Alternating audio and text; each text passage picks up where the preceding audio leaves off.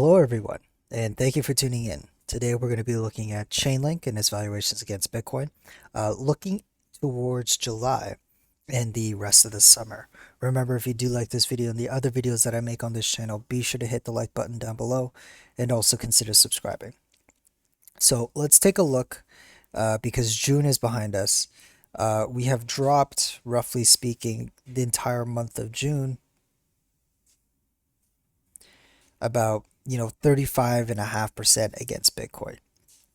It was a rough month. It was a rough month for a lot of altcoins. But Chainlink, as I've said in prior videos, is the altcoin that I am looking at towards the summer, or one of the ones that I'm looking at towards the summer. And during this period of Bitcoin being below the 20-week moving average, I use those interchangeably because I do believe that come fall of this year, Q4, we should see some kind of decisive move from Bitcoin. Um, whether that's in September, October, or November, even, where we see some kind of move from Bitcoin that gives us the key indication that Bitcoin's making a move, either back on track, back above the 20-week moving average, or going lower, in which case we would really have to consider some kind of bear, like longish term bear market for the cryptocurrency market.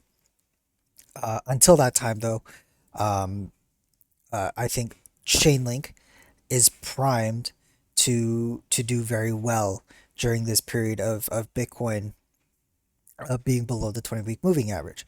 And so we'll see here. So the month of June was very bad, but we've bottomed out, it seems like. We've made a bottom here at between 55 to 50,000 satoshis, roughly speaking, for the latter half of June and into July.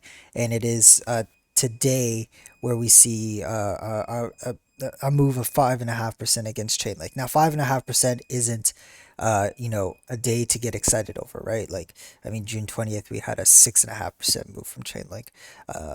June 23rd, we had a 5.36% move. So that percentage by itself is nothing, to harp over. But if this can be an indication of Chainlink getting back into the channel and potentially moving further high into the channel during this period. And if that happens, well, that plays into the narrative that I've had that Chainlink is going to, be outperforming Bitcoin during this period of Bitcoin being below the 20-week moving average. And we've said, if we look at, Bitcoin dominance on the weekly and take a look at and stack link on top of Binance here. Sorry, stack a Bitcoin above Chainlink here, and you'll see that the time when Bitcoin broke the 20-week moving average, ultimately the close was here at 57,000 satoshis. So that is essentially the number to beat, and we're pretty much neutral at that point. And when we look at, say, immediately when Bitcoin broke the 20-week moving average here, right?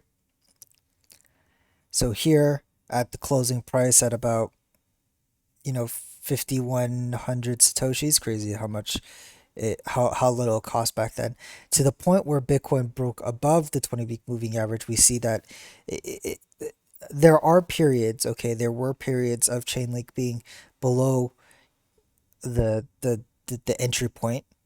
Obviously you could see it here, and if you sold there, you would have had a loss. But if you held during that entire period until Bitcoin broke above the 20-week moving average, you'll notice that you made a return of 121, 122%. So with that said, I'm looking at the same kind of outlook here. So yeah, we could see, you could say, for example, that you could have periods where Chainlink is below, but it can move up later on in the months. So that's kind of the outlook that I am looking at, where we see Chainlink briefly below the line, struggling a bit, but essentially going to recover and recover faster than Bitcoin.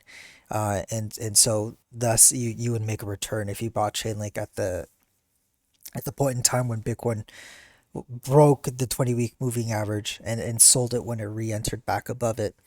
And so with that said, Chainlink is a pretty good asset to hold, in my opinion, during this period, and that's why I'm trying to make it my third largest portfolio, because of that notion and because of the current situation we're in. It's getting a little difficult because Uniswap is popping off right now and is now number three again. So I'll have to deal with that in a bit, but that's kind of like what I'm looking at with Chainlink here. Chainlink is rallying today. It wants to get back into the channel against the US dollar. We were looking at the 50-week moving average at this point because we know that, like the 20-week moving average, the 50-week moving average also holds support to some degree, uh, with uh, with Chainlink, and we're below it right now. But as you can see here, during 2019, or sorry, 2020, we also briefly went below the 50-week moving average. So I wouldn't be surprised if we do something similar where we're briefly below the 20-week 50-week moving average, sorry, and rally back above it. And it shows that these past 2 weeks show that that might be possible, or that's at least on the table. All right, it doesn't have to happen, but with how close the price is to the 50-week, it's quite possible. So that's something also that I'm looking at. And if we do hold it, then it'll be quite interesting to see further down the line because this happened last time. Okay, this move here was enormous. It was an 879% move from the 50-week to the top. Uh, Now, mind you, I don't know if an 800% move is going to happen like that, but it should show some bullishness within Chainlink, in reinforcing the narrative that I have, that Chainlink will, you know, outperform the market, outperform Bitcoin during this period of Bitcoin being below the 20-week moving average. Anyway, that's all for today, you guys. Thank you so much for watching. Take care. Bye bye.